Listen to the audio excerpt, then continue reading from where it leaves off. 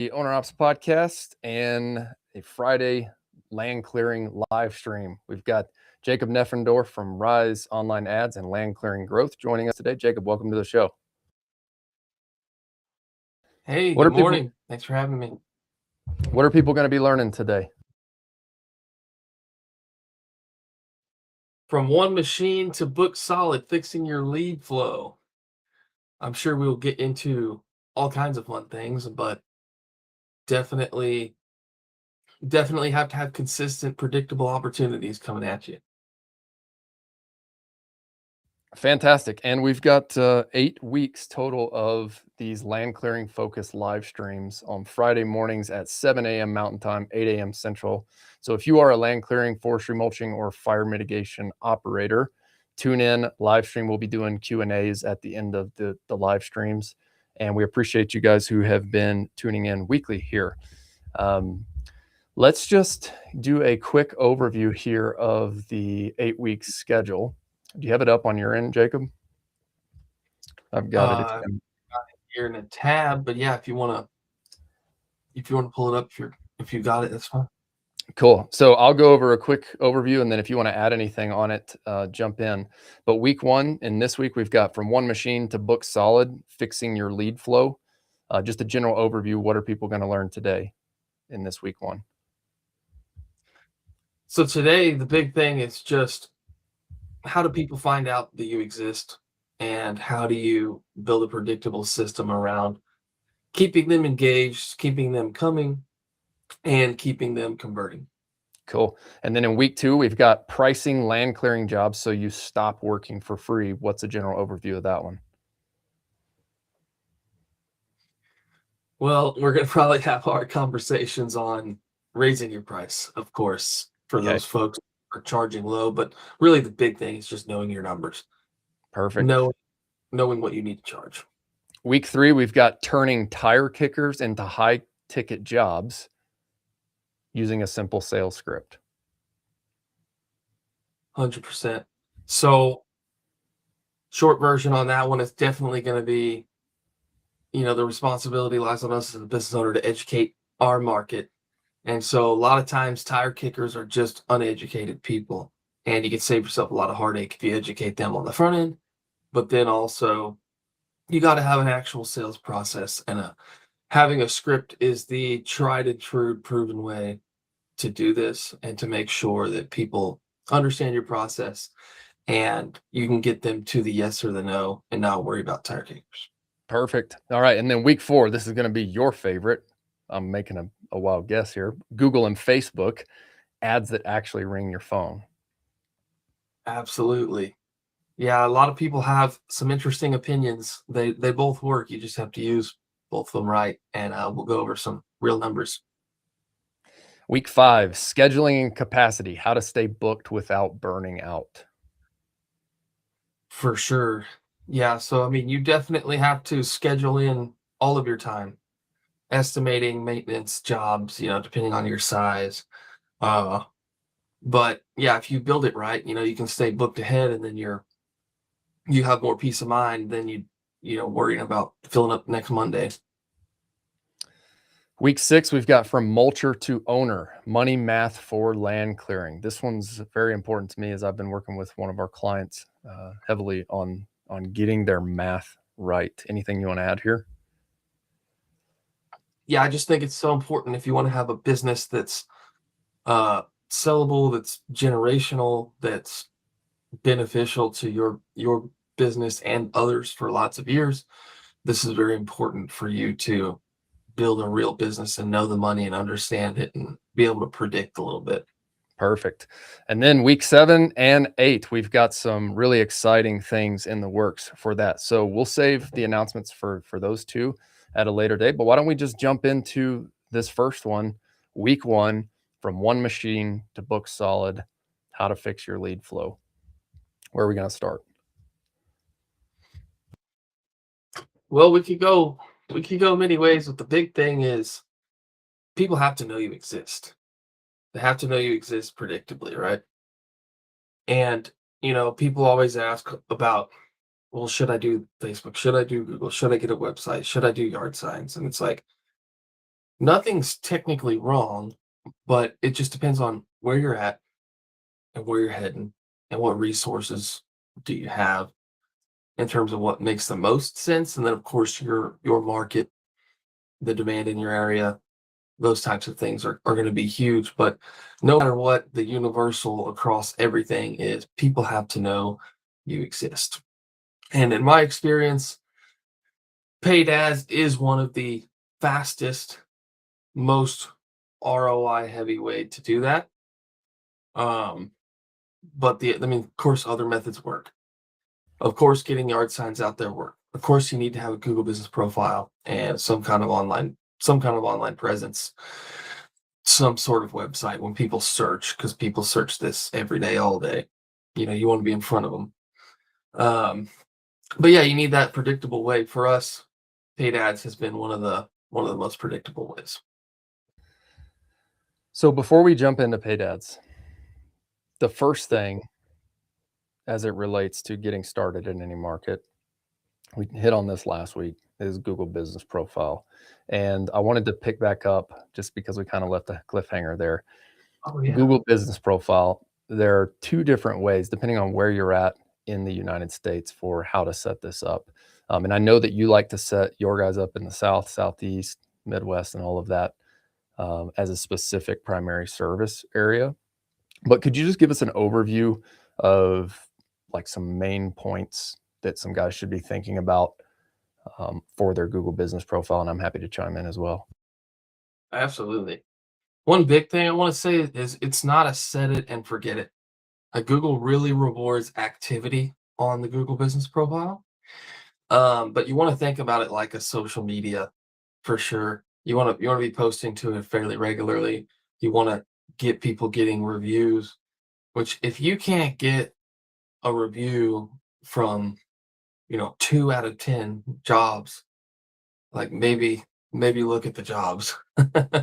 But I don't know. I don't really know why. I don't know if it's just people don't push hard enough, but in land clearing, people seem to have a really hard time getting reviews. And I'm not sure if it's they don't ask enough or what, but if you could get at least 10 reviews, you're going to be in like the top 1% of land clearing companies. So that's really important. Activity is really important. For us, forestry service is usually the best category, the most relevant, and it works out well. Some guys try to use tree service, and you're just going to end up getting a lot of tree calls because people clicking and not paying attention. And then excavation just doesn't really let you show up quite the same. It's worked in some small cases, but the other thing is the address. This is a 10x difference in terms of ranking your Google Business Profile is having an address, but you have to verify it. And if you have that, though, you can really jump ahead on rankings. And that was where we kind of left off on that cool trick to really blow up your rankings. Yeah, definitely. Before we dive into that and before you share that, I'm just going to hit sort of a little checklist here, just with some notes I've written down for guys. If you're starting out, you first need to claim and verify your Google Business Profile if you haven't done that already. And I see a lot of guys set them up as service area business profiles, when you should actually be setting it up as a location listing so that you get the red dot. Everything that I've studied is saying that the business profiles with the location listings are going to outrank the service areas 9 times out of 10. And then what we were just talking about is you want to set your primary category. So what Jacob mentioned is he sets everything up as forestry service. And so if you're in the South, Southeast, Midwest, definitely set it up as forestry service. I personally set mine up as a tree service out here in the Western United States. And my thought process was, here we're using land clearing machines for fire mitigation out here. And so I wanted the next closest thing with search volume that even like a 1 and 2 acre property owner is going to search. And that's worked well for us. I'm not saying that forestry service would not work. I truly believe it could work.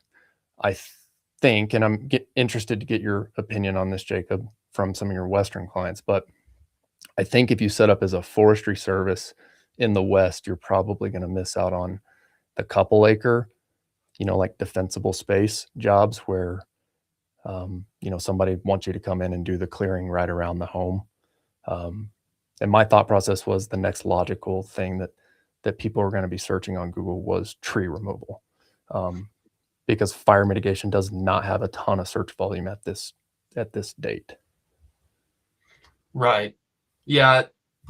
And you also get the benefit of the Google guaranteed section because tree service is the only thing that uses that. The thing on our end is the business owner working with us would really have to have a good understanding, as you do, that you will get calls for tree jobs that you will not want to do. And you just have to understand that that's okay and have a process to work through those. But I mean, just to be completely transparent, if we did this, we would have a lot of guys getting tree service calls and then they would be complaining daily because their phone was ringing for somebody who wanted one tree removed, versus you have this more broad understanding of that's just a consequence of getting the benefit of having the better rankings. Yeah, definitely. So in the West, I mean, I don't think you can go wrong with either. Pick forestry, pick tree, and I just know that if you do pick tree, you're gonna get those like single one-off tree removal calls, which if you're set up, to do fire mitigation in the West, you probably have a tree crew set up. There's a lot of flex between tree removal and this like 2 to 35 acre mitigation that's smaller than a logging company that we're doing. Okay, back to Google Business here. I just had on the checklist, add photos and make them look professional. If you include your crew and your job, your equipment and your brand, and if your crew is wearing safety equipment, those are bonus points, because when the customer comes and looks at it, first impressions are everything.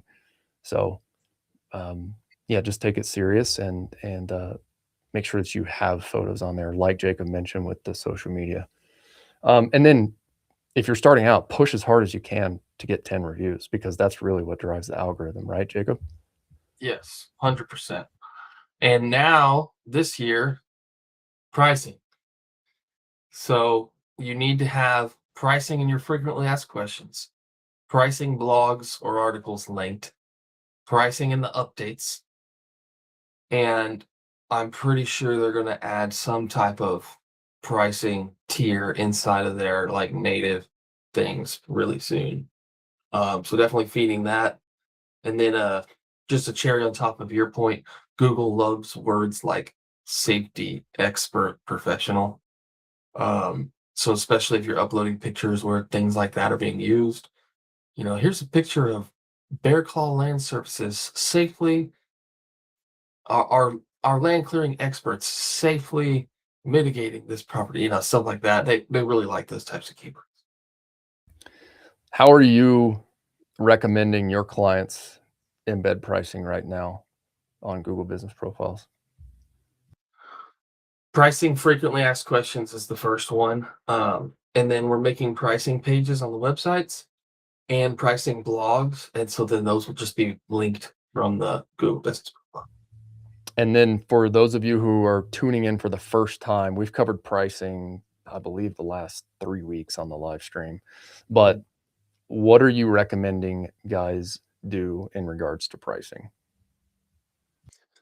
Oh, it needs to be very transparent. Now, I'm not saying put $250 an hour or $3 grand a day on your website unless you want to, but you need to have some kind of estimate range and explanation of what drives price up and down and what differentiates the cheaper guys from the more expensive guys. That's got to be on your website somewhere if you're going to play with the big dogs in 2026 for sure. Okay, cool. Perfect. Any specific questions on Google Business Profiles? Looks like we've got quite a few guys joining in here this morning. So thanks for tuning in. Some of you are putting where you're from. We've got Michigan, we've got Georgia, we've got North Florida, Ontario. Welcome to the live stream, guys. Thanks for tuning in.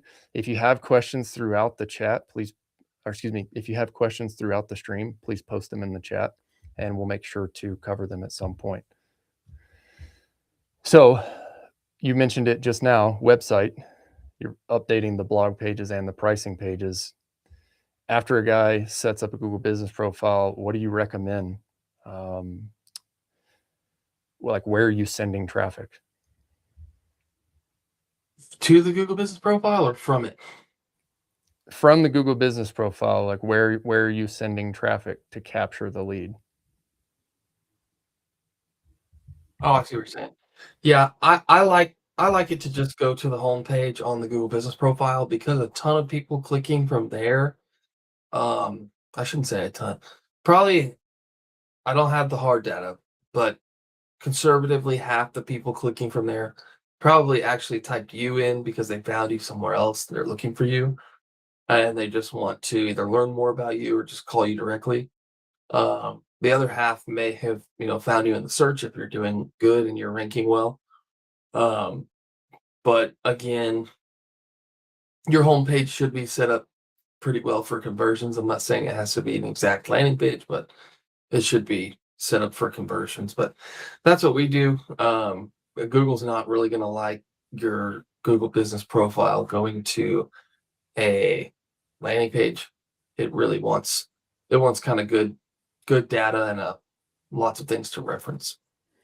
But now you can have links on there, especially in the frequently asked questions and the blogs and all the stuff, to specific pages. So for guys who are starting out, do I need a website? You can get away with that one. I'm not going to say you need one. I think it's very important.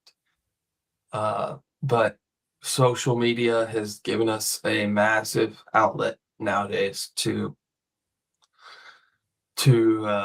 get around it.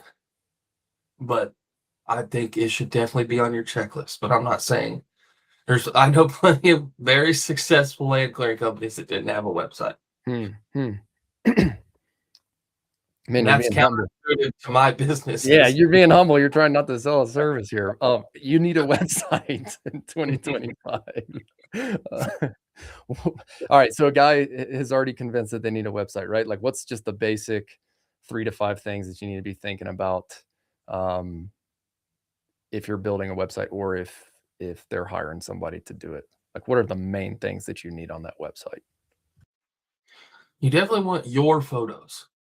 And if you don't have great photos, a website company may try to put in stock photos because they want higher quality images. Just take 5 minutes with a nice phone to get a good image of your machine, your truck, your backyard, something. Like if you just have not done a job yet, you just don't have anything you can put on there, just get a nice real photo. Like that's really going to stand out in terms of photos on your page. But 3 to 5 pager, honestly. I mean, you can get away with 1 page, but it's going to be really long and people are going to scroll a lot. But you want the home, you want the about, you want a contact page, and a service page. So at the bare minimum, you want land clearing Texas or land clearing New Braunfels, Texas. Like whatever your main city, county area is, you want service keyword, location keyword. Bare minimum, you want one of those pages. And then a couple things on the back end, a place to put blogs and frequently asked questions, as well as reviews. You always want to link the reviews on there. And then 2.0 would be, gallery, video testimonials, video walkthroughs of you walking through a property, which I would recommend doing that from day one, as soon as you possibly could. The more videos people can see of you and your crew and your company working, the more likely they'll be to hire you because they've built more trust. They see how you work. They see what you look like. They see what you sound like, and people want that. You know what I found interesting in looking at the data over the years is how many people click on the About Us page. How many people they what? How many of our website visitors actually click on the About Us page? Oh, so you know the data on your page? Yeah. How many or percentage? It's the most clicked. It's the highest Nice. clicked. See, Yeah, people like to hire people. they do. They do. And so, like, I was gonna uh, tag off of your point there. If you can create a very simple YouTube video, and it doesn't have to be crazy edited or anything, just phone sideways so that it's optimized for YouTube. And hey, my name's Austin. I'm with Bear Claw Land Services. We are located in XYZ County, and we serve these residents offering XYZ services. And if you get as simple as that and embed that on the About Us page, one, it shows that you're an actual human. As we move further into this AI age, I think that that's going to be super, super important to Yeah. our point for doing these live streams, right? It's like people Well, want you'll people. immediately put yourself in the top 1% or above if you do that. If you Yeah. put a video of you talking on your website, like you said, you're gonna destroy everybody else in terms of that, for sure. Okay, so another point, and I'm interested to get your feedback here. So when I started, and I see a lot of guys doing this as well, you've got this big picture vision in your mind. You're like, oh, I'm going to go be the land clearing company for Colorado, or I'm going to be the land clearing company for Florida. If I'm starting out today, I'm going into that market and I'm picking the sub niche, like the actual town name, not in the big city, outside of the big city. And I'm just going to do land clearing services in that town and then build the surrounding town service pages around that. What are your thoughts? Yeah, you definitely wanna own you first. And, I've gotten to see this full cycle over about a 2 to 3 year span with, like, 10 guys specifically come to mind, where they have, big goals, big dreams. They're like, "I wanna cover this 100-mile radius." And now 2 or 3 years later, they're getting hundreds of leads all the time, and the only thing they're asking me is, can they get leads closer to their house? Because they're getting tons of leads, but they're all, 20, 30, 40 minutes away, which obviously is not like horrible. But they're like, why am I getting all these over here and not at home? Well, I mean, one thing is there's probably just more demand over there than close to them. But everybody always wants this big area out the gate. You need to own your terms and your turf first, and then branch out. And so, and if you say, well, there's not a lot around me, there's not a lot going on here, then there's it's okay, but you're also going to get ranked super fast. Like if you're just in a rural area with not a whole lot of competition or demand, then it'll just rank super fast, and then you move on to the next. This is one reason why, like, I think land clearing, I mean, if you've got access to capital and access to go get a machine and you know how to operate, if you're willing to pick one of these sub markets, not in the big city, not in the major markets, but just go pick your service area and then dominate the local search and then run Facebook ads to that. Like, I literally want to just scream this at the top of my lungs because it's such a big opportunity right now for guys. And if you just focus on the actual service area that you have, it is so much easier to rank faster for those sub markets in the service name. So it's like service area plus land clearing, or service area plus tree service, or service area plus fire mitigation. Yeah. And if you just own and dominate that from the search perspective, and then go run Facebook ads, what we're going to talk about here shortly, to that, Mhm. it's incredible how quickly you can just start to grab attention and market share. I don't know. I don't know how much we should run down this rabbit hole, but to your point of encouraging people and showing how easy it is, I know of two very large companies with very uh large capital funding that are literally doing what you just explained in every market that you could possibly imagine across the US, and just building this massive network and then subbing out the work. to people in the area. And so what they've noticed is that it's very easy and simple to do this. So they've paid somebody to duplicate it 1,000 times across the US. Well, how much better are you going to do? And I know you will, if you come in and build an actual brand, an actual name, have actual activity on it that doesn't just look like a page full of keywords for Google to love, and then add the personalization of you talking. And so then now, like they've already proven that they can do this in any market because they're doing it right now. And it's actually going to help you because they're just making the service more known everywhere. And then there's this generic company that nobody can find out who it is or what they do or anything about them. And then they see you, they're talking like, "Hey, I'm Jacob at Jacob's Land Service," and they're like, "Man, this guy seems, down to earth, cool. Let me hire him." Like you're going to be able to blast past them pretty quickly. Very quickly, especially if you run Facebook ads. And then if you're doing like this playbook is so simple. It really is. Pay a pro to build a website. Or I mean, if you're a DIY guy and you want to hack around with the website, I used to do that for my last businesses. And then I realized whatever it is, the $2,000 or $2,500 it is to pay the pro and have them set everything up right and just tell them the area that you want to target. Hey, I want to target this for land clearing. Boom, ready, go. It's done in a week. That's done. Then you go film the YouTube video. Hey, I'm Austin with Austin's Land Services in XYZ County. And then I upload that YouTube video to the homepage, which everything that I'm researching right now with this answer engine optimization, you're killing multiple birds with one stone when you do that YouTube video. You put it on your website's going to rank better. The YouTube algorithm picks you up, which then you can start showing up in search on Yep. Google, because Google will show YouTube videos there. Plus you have content that you can repurpose into ads or short form posts.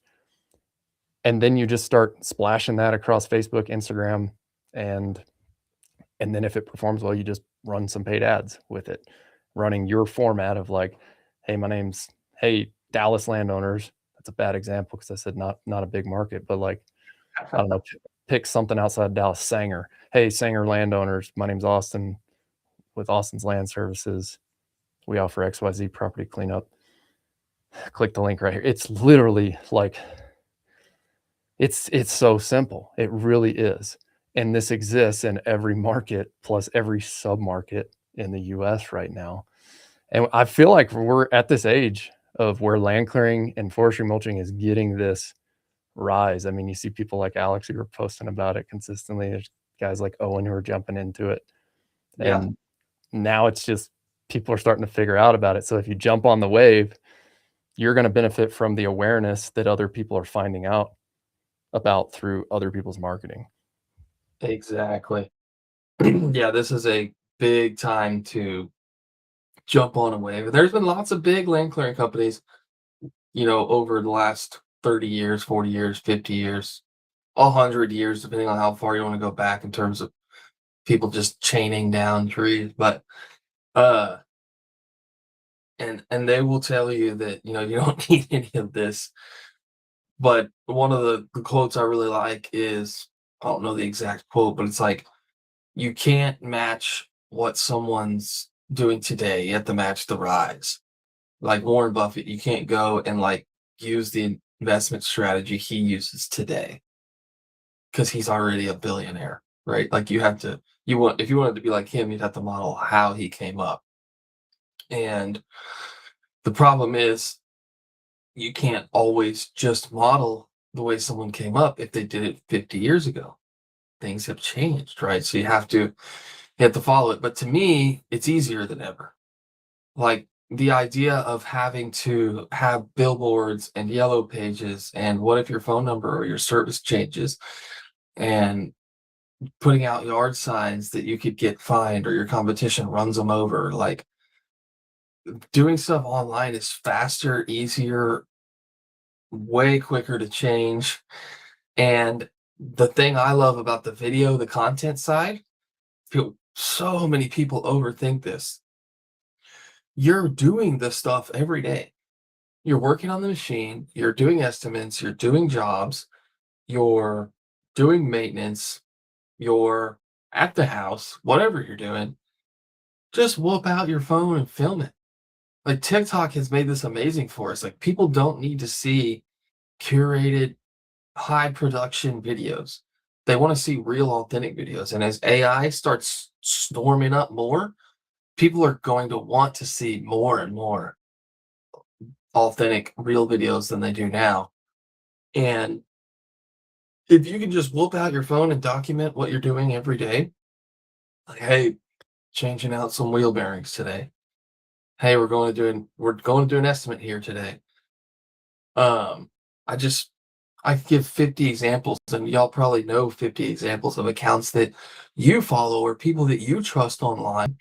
And the reason you follow or trust them is because they post regularly and it's real and authentic. And it's not hard for you to do it. It's not hard at all. You can make it hard if you overthink it, overplan it, film 100 hours at once, and then have to go edit it. But if you're just putting out 1 to 3 minutes every day, let some like TikTok, they produce auto captions for you. There's 1,000 apps that'll do that. Put a little title on it, whatever. But if you do that in the land clearing space, like Austin and I, we're trying to do this every day to keep up and make sure y'all know that we exist. But we have a 10x bigger audience than a local land clearing company. Like you realize how easy it would be to stand out in a local land clearing market by doing this. Insanely easy. And that's why some of these big guys with big money are trying to come in and build up and blow up a market because they know this on the back end. And they've got the money and they just go inject it into some local area because they see an opportunity to scoop it up because they already know the system and know how it works. But you, as a local person, have a way better chance of outshining them and being a local trusted authority with not a whole lot of work. It does not take a whole lot of work. And I've done this before, and that's how I know. And we're helping guys do this, and that's how I know. Not just opinion based here. I heard this quote recently: document rather than create. So we live in this world where people are throw around the term creator, whatever. It's this kind of goofy term, right? At the end of the day, it's marketing is what it is. We're telling more people about the business or the services that we provide. And so to Jacob's point, in that local level, there's an opportunity right now that if you're willing to get over the fear of looking like a 17-year-old TikTok influencer, it's goofy and it feels weird. It does. And it feels cringe sometimes. But you know what? This is where the world is going. And when I started doing it, I had to make a decision. Like, am I going to let this fear or this uncomfortability hold me back from pushing my business forward? Or am I just going to push through that discomfort, get on the other side of it? Because there are many, many top level marketers right now who are talking about, we are in the age right now, a very similar age for when Google was just starting and SEO was just starting. The people who jumped on that bandwagon as fast as possible. For example, I've got a neighbor and friend. They jumped on the equipment rental business SEO bandwagon early on. They're nationwide at this point because they own specific search terms. But we have an opportunity right now as entrepreneurs. We have supercomputers in our pocket that can literally allow you to tell. I mean, here's the craziest thing, Jacob. I know you've been posting some shorts and you've been doing more live streams. Some people get discouraged by view count, and I think that that's like just a complete wrong way to look at it. It does not matter how many followers, it does not matter how many subscribers, it does not matter how many views you get. Put it this way, if you record something and you put it out there, you're not getting 0 views. The algorithm is showing it to somebody. And so if it shows it to 32 people, that's 32 more people that heard about your business today than heard about it yesterday if you didn't post something. And my Oh, dude. question for guys, and I'll let you run here, but it's like, when was the last time you got in front of 32 people and were able to share about your business?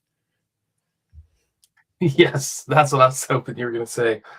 That's amazing, and I think this is where TikTok's kind of ruined us because we're like, "Oh, this guy didn't even have 1,000 likes, 1,000 followers, whatever." But you wouldn't want that, like, as a local land clearing business. There is some really awesome YouTube and TikTok accounts that land clearing guys that have tons of followers. But what are they? They're other land clearing guys because they like to see this content. Which, if that's your goal, that's cool, and that may help support you uh, in having a a good reputation in your local area, but it won't really directly correlate. But to your point, it is amazing that nowadays you can just post and it will just find the audience for you versus you could post 5 years ago and no one would ever see it. You'd get zero if you didn't have your own friends and followers. But what you said, Hormozy talks about this, that if you get 300 people to view your video, which is pretty common for like a not super successful TikTok video, that 300 mark, that 100 to 300 is kind of like, oh, okay, I'm not sure if this one's going to go. But imagine if you spoke in a room of 300 people, like, holy cow, that's huge. And so when it comes to your local market, if there's 50,000 to 100,000 people in your like direct area versus maybe a million or whatever, but obviously, probably 10% of those people are going to ever be potential lane clearing clients, and even lower, probably more like 1 to 5% would ever actually get the service. You seeing having somebody 300 to 1,000 people see your video is huge, and you'd be surprised. Like, I don't know if I'm going too far down this rabbit hole, Oh, but keep going. we we recently we're trying to get a building up at the church. And it's been kind of a step-by-step process because we don't have like the full funds for the church to building to go up. But there's a fence company who also does metal building erection in our church, and he offered to do it basically at cost.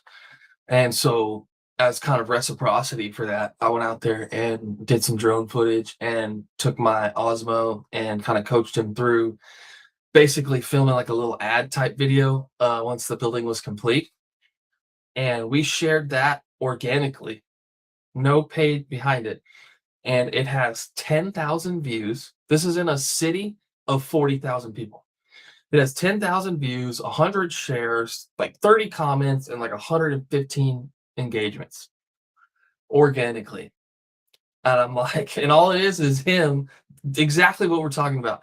It's him standing there in front of the building talking about, hey, I'm so and so in this area. We just finished up this project.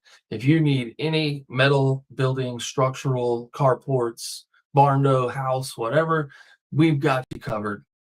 And then he just like shows his phone. We show his phone number.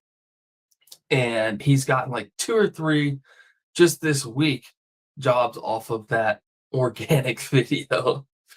But that's sort of the beauty of the shift to interest marketing is the platforms will show your stuff a lot.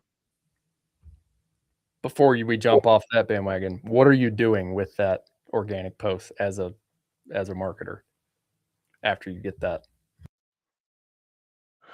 What am I doing with the post? Oh yeah, I am actively trying to convince him to put it into an ad for no benefit to me. Like, I just want him to put ad dollars behind it because I mean, if he can get 10,000 off organic, I just can only imagine what he's going to get from an ad. But yeah, it's a pretty good strategy, short version, to post organically a lot, and the top performers push those to ads And why? Why is that? because the algorithm's already told us that it likes it, and so it's going to reward it even more when you put money behind it. So there's two ways to test this paid ad strategy, right? You can run a bunch of different creative and find the one that performs well, or you can post free content consistently, get free views, free exposure for your business. All it really costs you is your time. And then when one pops off like that, you can just throw it into an ad campaign. And just to give some encouragement or speak to the blue collar world in general, uh, if you have no experience in this, it is probably going to be, it's not hard, but it's probably going to be a little frustrating at first. You may mess up, you may get stuck, but I relate this back to like mechanics stuff, right?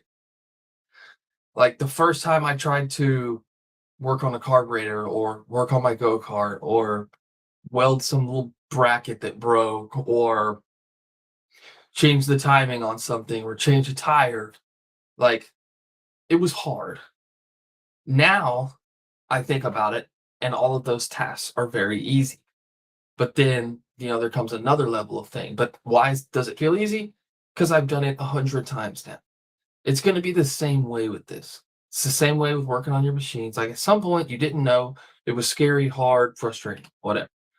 Just do it a couple times and you will get better at it, especially when it comes to like making small edits. Like I can pop out a nice edited video with captions, B-roll of machines, somebody talking, maybe some music in like 2 or 3 minutes. There's no reason why you couldn't get to that point, after 10, 15 times, especially with the way apps are now, like TikTok and CapCut. You can literally like hit AI edit and it will like make the video look cool for you. So just know it's not going to be the most intuitive, just easiest thing in the world right out the gate if you've never done it, but it won't take long to get used to, and you'll make money. So on both posting content and running ads, my encouragement for guys is detach yourself from the outcome in month 1. And then if you can detach yourself from the outcome in month 2 and month 3 and get past those first 3 months and just keep putting in the reps, you eventually figure out something that works. But I think, and this, I did want to hit on this in this, I think a lot of guys listen to people like you and me talk about ads and it's like, oh, it's so easy. Well, it's so easy now because we've both put in the time and cut our teeth on it. And I remember the first year that I ran ads in Bear Claw, it was just like a still image ad. I just ran a still image ad and it sucked. And I blew $1,500. And then I was like, okay, well, how can I make this better? But you have 2 options right there. When things flop right out the gate, you get to choose. You get to choose, do I want to figure out how to make this better? Or do I want to quit, throw in the towel, and just be one of the guys who's like, well, Facebook ads doesn't work because I've tried it 1 month. Oh man. Now you're now you're piquing my interest big time for sure. uh can we answer? Let's answer Andy's question. Yeah, I'll let you answer it. I got to pee real quick. Okay. All right. So, sir, you said, can you clarify where your Google business profile should send potential clients? Did you say not your landing page? I prefer for it to go to the homepage of the website, because what I said earlier was like half the people finding your Google business profile are usually like looking you up directly and they just want to learn more about you. Now, backing up on that a little bit, Google business profile gives you a ton of options now. So you should have as much possible information in the profile itself so that they don't even have to go to the website. You should have frequently asked questions, pricing, hours, updates, pictures, videos, links, blogs, call now, directions, everything you could possibly imagine, reviews, of course. That profile needs to be so like as many things as you can add to it, you want to add to it. Um, and I mean, they're a barren wasteland for 99% of land clearing companies. So it doesn't really take much to stand out there.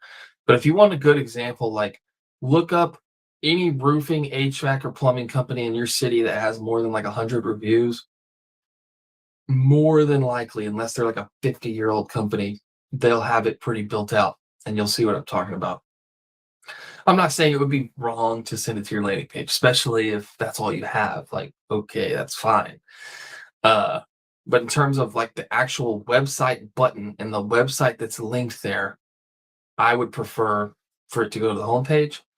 They give you other link options though. Like if you offer online booking, which this could be for a future thing, but I truly think land clearing could benefit from people allowing people to schedule with you. And every other home service that has like a pretty good um market, they allow this. Like you can just go in and pick, yeah, I want somebody to come look at my AC at 3:30 tomorrow.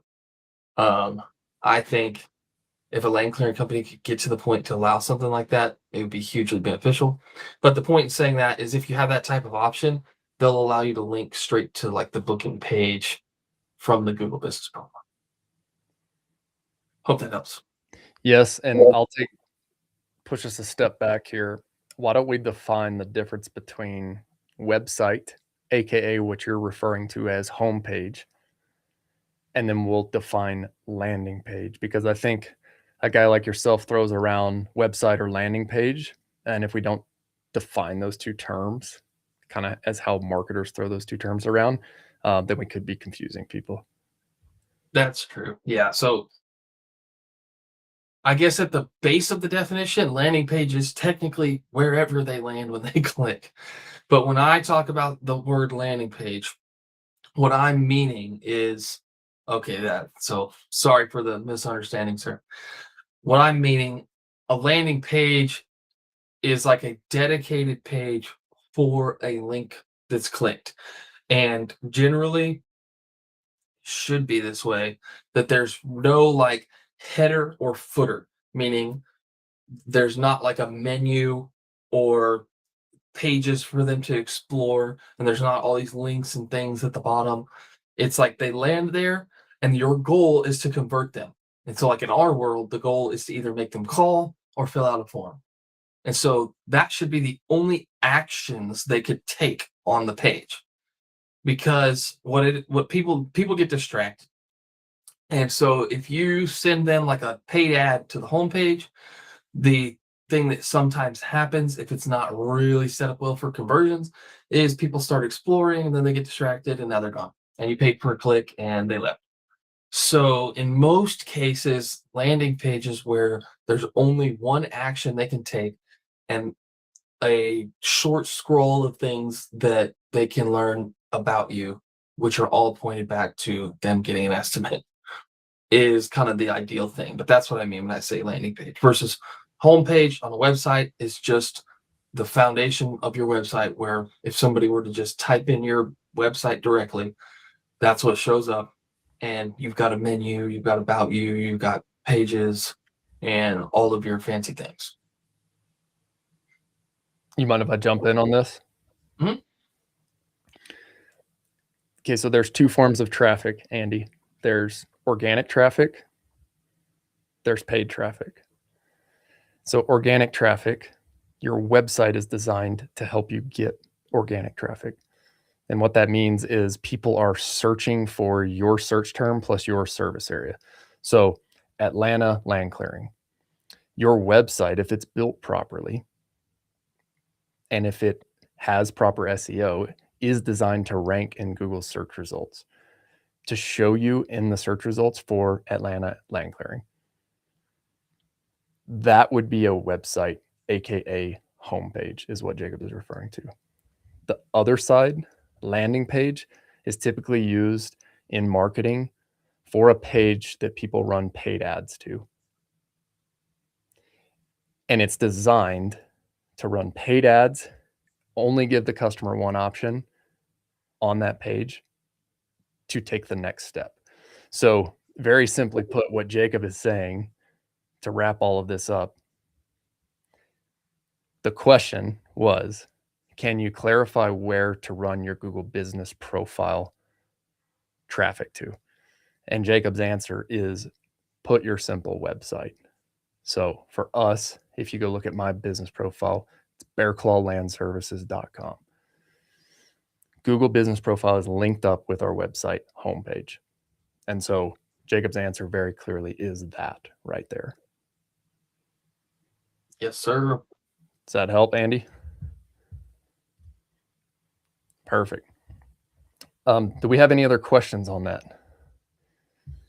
Anybody else have any other questions on Google Business Profile or anything else we've covered before we move on here? Oh, we're already at the top of the hour. Dang. Yeah, I wanted to jump back into what you said earlier, um, about I forget, you said it really nicely, but basically like the delayed gratification. Oh, detach yourself from the outcome, month 1, month 2, whatever. And I think that is huge. And to your point is like sometimes, people hear us talk and they're like, wow. And I have lots of case studies where it's like guys did get desired outcome month 1. It does happen, but that's not the reality in most cases, which is why like ours packages specifically are 4 months minimum because of that fact. That's kind of the sweet spot I've found to get sort of the minimum good return on investment. That being said, like our average return on investment is 7x. Like people spend $1 with us, they get 7x, right? That sounds all cool. People that have been with us 2 to 3 years, they're well beyond 100x. Like over time, it exponentially compounds. Now, I can't talk about like in my marketing and ads because it doesn't sound believable. Like, oh, they got 100x return on their investment. It's like, yeah, easily. But over years of growing and testing and following and marketing and stuff. So detaching yourself from the further you can detach yourself from the outcome, the better off you will be for sure. And to your point of like the run ads for a month, oh, they don't work. Like I went through this in my business. Well, I went through multiple cycles of this in multiple businesses, but if I would have quit like with Rise, when I first started running paid ads for Rise, which is kind of a different world than local business to run a national campaign looking for other business owners. I spent $5,000 without a single new client. Imagine if I would have quit. Imagine if I would have quit and been like, man, this just doesn't work. I'm just wasting money. I blew $5,000. And that was me doing it myself. So there was also lots of time in there. But if I'd have paid an agency, I'd be 10, 15 in the hole. But imagine if I would have quit. I would have lost out on, to date, millions, right? So it's like you just cannot quit. And I actually put this in I did that quick little video the other day of the 25 tips, but it was an example of basically, hey, you spend 3 to 5K on ads, you book bad leads or your price is wrong, you learn which services or locations or offers don't convert, you fix targeting. That's not bankruptcy, that's buying market data. And I really love that setup. Is like you're buying learning opportunities, right? Now, I will say, as a shameless plug for you and I, when somebody partners with us who have already bought market data millions of dollars worth, you can kind of shortcut that a little bit because we have already shortcutted a lot of those things for you. But that being said, detaching yourself from the outcome still is going to make things better. Because it all comes down to what can we control as operators? We can control whether we pay Facebook or Meta the dollars. We can control how long we let that ad campaign to learn. If that first $5,000 is viewed as an investment in the long term of your business, it's nothing in the long term.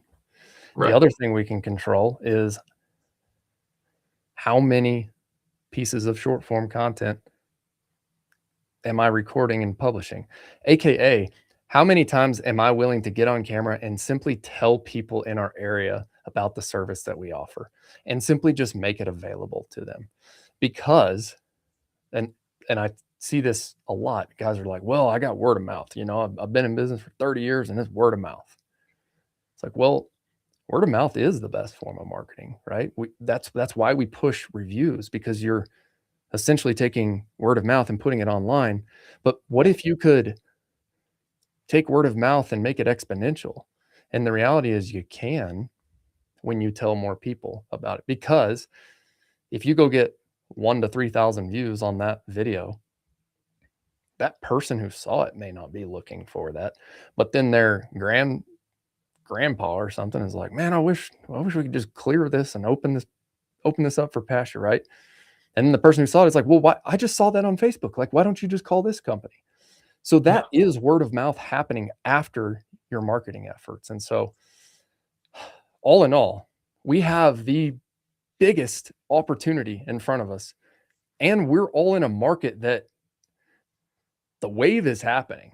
So you can jump on and ride the wave, carve out your market, and go implement some of these tactics. And if you just do what we simply talked about here, go get a Google business profile, put it at a location listing. Is it more work than a service area? Yes. Usually if you take the harder path, like it's going to lead to something better. And it's that case for Google business profile. Second, put up a website, link your Google business profile to your website. Third, be open to running paid ads, run paid ads. And then fourth, which we didn't get into, and we should wrap this one up because we're over the hour, but it's have a follow-up sequence and call your leads as fast as you possibly can. You want to add anything on there? Oh man. It Besides people knowing you exist, this is the absolute most important thing. It doesn't matter if you're doing all organic, if you're doing yard signs, if you're doing paid ads at 1,000 a month, 10,000 a month, they will fail and you will not get the return on investment you want, and you will complain about lead quality and tire kickers if you don't fix this one problem of speed to lead and follow up. It's detrimental, and people don't believe me, and I I don't understand why. Even like some of our best clients argue on this and are, for whatever reason, resistive to put in the work. But the ones who do, those are the ones getting the exponential returns. And it's just because of the way human beings are. But it takes an average of 6 to 8 touch points to get someone to the point of being able to give them an estimate. And a lot of people don't believe me, but I get to see this on the other side, especially with you land clearing guys, that I send out all these emails and texts and links and videos and stuff. And there'll be some people that just won't respond to anything. And you think like, spam, tire kicker, whatever. And then I'll just send like one more text. And then they're like, and the text is usually like, hey, is this Austin? And they're like, yes. And it's like, I see it time and time again. Sometimes people fill out a form because they're going to the bathroom, or they're on a road trip, or they're sitting in the airport, or they're sitting at a gas station, and then boom, their phone rings, the work day starts, or they get back to work, or something comes up, and they are genuinely interested in your service, but something just happened. And then you're going to get buried in their day of notifications. Just text them again. Just call them again. But also, the faster you can call them, especially if you have a form, think about it. They're taking a few seconds to fill out that form. If you can call them within a couple seconds of them filling out the form, guess what? They're still there. And guess what? If they get the phone ringing as soon as they hit submit, or a few seconds later, you get a reaction every time, and it's amazing. And I think you've said this before, Austin, that if they're not shocked, you're not doing it fast enough. But they're like, holy cow, like, oh, this is real? Wow, that was fast. Like, you've already made an impression on them, which is amazing. But if they don't answer, don't freak out and say, how could they possibly not answer the phone when they just filled out the form? It cracks me up when land clearing guys say that, because y'all do it to me every single day. I get 10 to 20 land clearing companies filling out my form every day, and we call them all very quickly, unless it's in the middle of the night. And most of you don't answer on that first call. So you're complaining about the same behavior that you probably do. But guess what? People aren't always available for a call just because they filled something out. But that doesn't mean they won't be later, and that doesn't mean they're not interested in your service. And you will just be blowing money if you don't build a system where you reach out to people 6 to 8 times as fast as humanly possible and give them as many opportunities to get back to you in as easy as a way as you can. My challenge for everybody right now. What are the first 5 things that come to your head for your to-do list today? Just the first 5 things. Take note of those mentally. 5 things. I got to get X, Y, Z, and 2 more letters done. Now, think about you're taking a morning crap or whatever, and you're scrolling and you see land clearing, and let's just say that you have a property that you need cleared, and you click on that. You're interested in that because you need that. But it also goes down below your top 3 to 5, sometimes maybe 10 priorities for the day. And that's every single other person in the United States or in the world. If they're filling out your form, yes, they're signaling that they are interested, but they've also got a to-do list, and they've also got a job, and they've also got a family, and they've also got crying kids in the background. They're also driving. You know what I mean? It's like, just because they click on your ad does not mean that you're their top priority. They did raise their hand that they're interested, but now we've got to go find a way to get on site with them so that we can present them with an offer. Yep. But I think that when you take your expectations off of that, it's like you're not the most important thing. So therefore, your job now is to go at least make it to where you give yourself an opportunity. I've been in Cam Bodden. He is the founder of Green Mago Pest Control. I think they were out in Arizona. They just exited for over $100 million. Super humble guy, great leader. He's got a little coaching program going right now that I joined for the new year. And something he talks about a lot with his sales guys, he said one of his sales guys asked about, hey, I feel like I'm following up too much. And he's like, well, how much have you followed up? It's like, well, I called earlier this morning and I called this afternoon. He's like, dude, get on video. Like, send him like 3 texts right now. Like, get them on the phone. And the sales guy was like, well, I don't want to pester him. And Cam's response was like, who cares? Like, right now, you're already losing. You've already lost. So now you got to go win it. So what's the worst case? That they just reply stop? That's the worst case scenario. And who freaking cares, really? It's like, And we have a business to they run. open up the door, right? And think about like the car salesman. You go to a car lot, you kind of usually dread the moment that car salesman is going to walk up to you, but you know they're going to. It's just the way it is. And imagine as the car salesman, the guy who doesn't walk out because he's like, I don't want to bother him. I don't want to make him feel weird.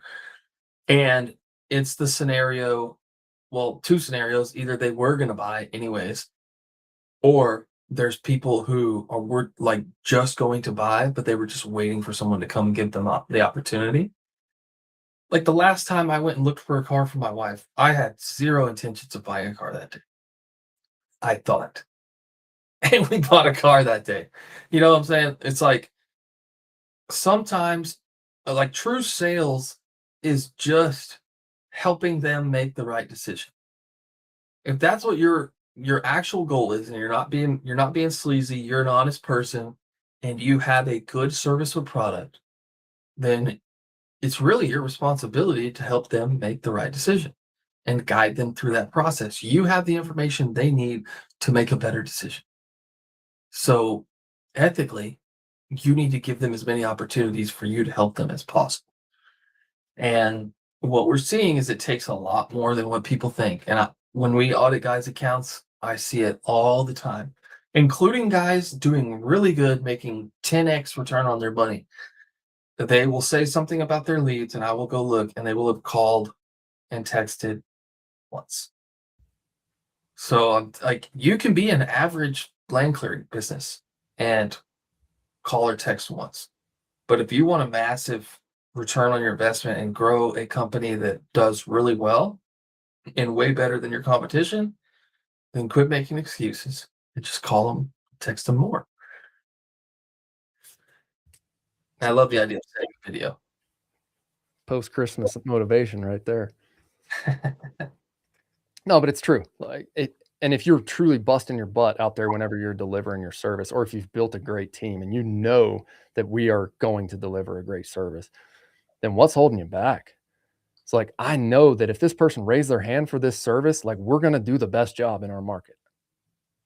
Yep. I'm confident in that because either one, in the early days, I'm on it and I control that. And now two, we have a great team who we've worked really hard to put together, and they all care about the service, right? And like that's part of our culture. And so if we are going to continue committing to doing that, and that person has raised their hand and they are going to pay somebody to do it, then why not call them 3 times? Why not call them immediately when you get the lead? I love getting that response. Whoa, that was fast. It's like, yes, It's we're committed almost, to it's delivering almost 5 like in all of my businesses where I've had a full sales team, I still like to do that. I see a lead come in, sometimes I'll just call 'em because I love that. I love that feeling. It's kind of addicting for me. But I really love what you said earlier because a lot of guys complain about the dirtbag in their area that doesn't know what they're doing and they do a bad job and they leave behind a mess.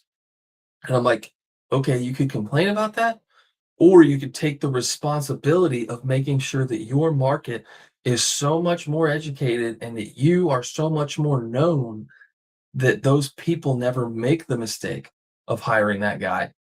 They hire you to come do the job right. And like, if you do the job so much better, which you probably do, then it should be your responsibility to make that known to the client for their benefit.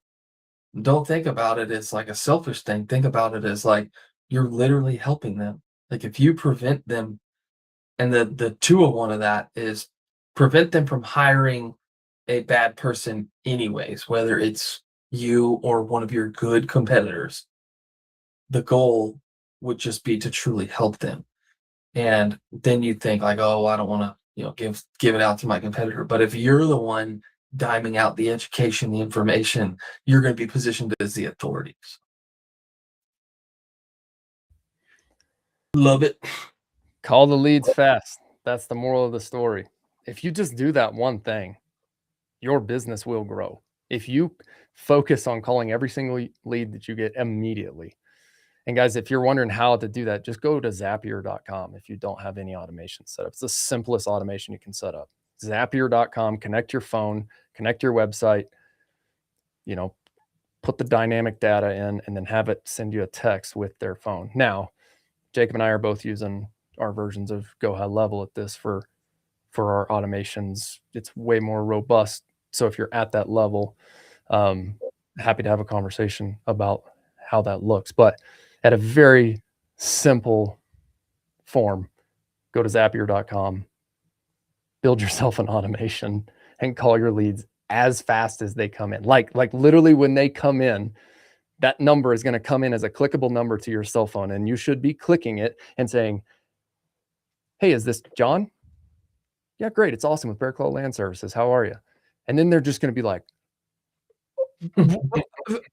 that was fast.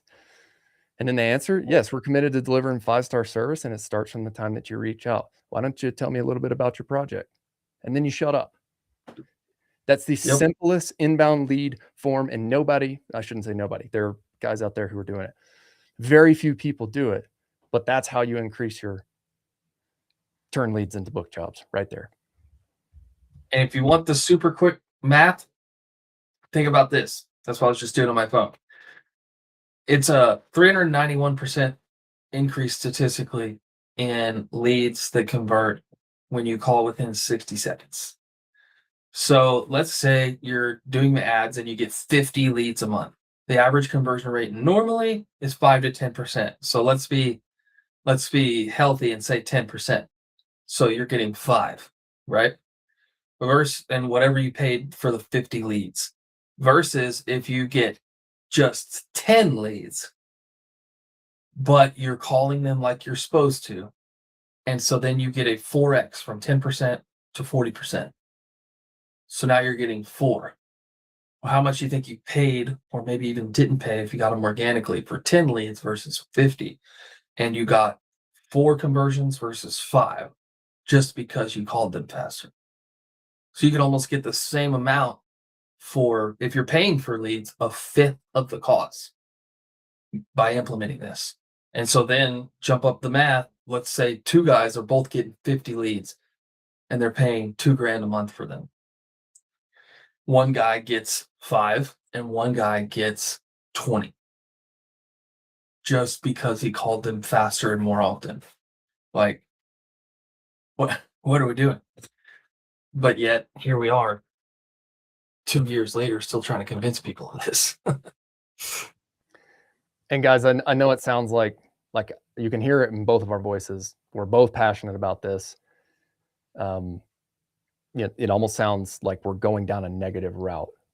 But the reality is, both Jacob and I have seen it work for not only our businesses, but other people we've worked with. And when you actually commit to this, it works. And I think the most frustrating thing that I see here is, and I've just made it a point not to go in those Facebook groups because, man, there's a ton of just, solo guys who want to complain about being slow right now and not having leads or not getting leads. If you're one of those guys, here's my recommendation. Go back to your whole lead list, call them and text them today. Call them and text them today. Tell them about your services. You don't need to hard sell them over the phone. Just ask them if they're still interested. Okay. If you're running paid ads right now, it's wintertime. Most guys shut them off. Okay. If you are running, you're going to get more exposure. You're going to grab more attention. Whenever you do get leads, call them as fast as humanly possible.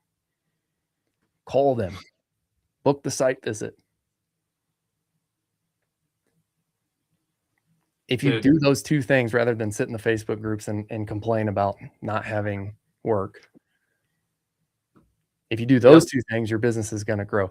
If you do this 3rd thing rather than complain, and you put these in, you put the reps in, it's going to lead to good things. 5 pieces of organic content today, tomorrow, the next day, the next day, the next day. If you do those things rather than complain in the Facebook groups, your business grows. 100%. 100%. People may think I'm crazy, but 2 things. Between Christmas Eve and Christmas, across all of our clients, we saw about 3 to 5 leads come in. So, especially for guys that maybe don't have work booked for next week, like, people got 3 to 5 legitimate landowners reaching out to them for projects on Christmas Eve and Christmas. Now, I'm not saying don't go spend time with your family, like, spend time with your family, check out, whatever, but have the systems in place, have automation or something. Or, I mean, if you're not afraid of work, just send a text. I was texting leads. My team was off yesterday. I talked to 5 different leads yesterday. And it was just casual. It took a few seconds. They filled out the form. They watched my video. I was like, hey, bro, Merry Christmas. Let me know what you think of the video. There's calendar time open Friday, Saturday. Pick it up if you want to pick it up. And they're like, thanks, man. Merry Christmas. I mean, it took 60 seconds per guy. And I still had plenty of time with my family yesterday. I wasn't sitting here in the office. Like, just get her done. Get her done.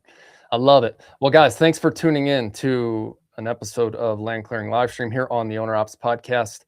We do have a free school group specifically for owners and operators. I have put together a free essentials training for guys who are just starting out. If you want to jump in there, it's school.com/OWNROPS. I'm also going to include this 7-step land clearing lead flow checklist. So what we covered today, be findable on Google Business Profile, have a simple site that sends calls to one place, track every lead in a pipeline. We talked about speed to lead rule, call your leads as fast as possible. What we did not cover was the 7-day follow-up sequence. I'll expand on that inside the school group. And then we will have daily lead gen inputs and then weekly lead flow review. So if you want to jump in and get that 7-step checklist, school.com/ownerops. Thanks again for listening to this. Don't forget, work hard, do your best, never settle for less. See you guys next week.